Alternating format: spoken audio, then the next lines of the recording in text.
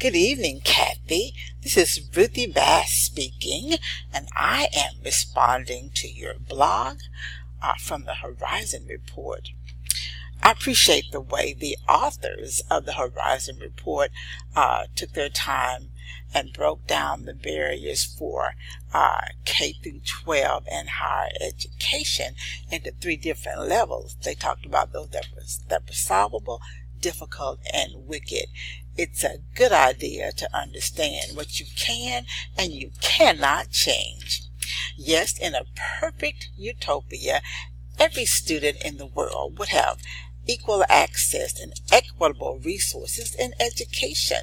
Unfortunately, as it was discussed in the Horizons report, school funding is not adequately available for all schools to be properly upgraded to take advantage of new and emerging technologies. Neither do all students have access to technology in the home.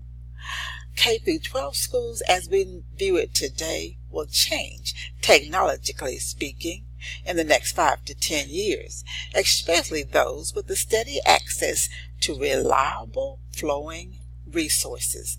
They will utilize items like marker spaces, robotics, analytic technology, virtual reality, artificial intelligence, and much, much more.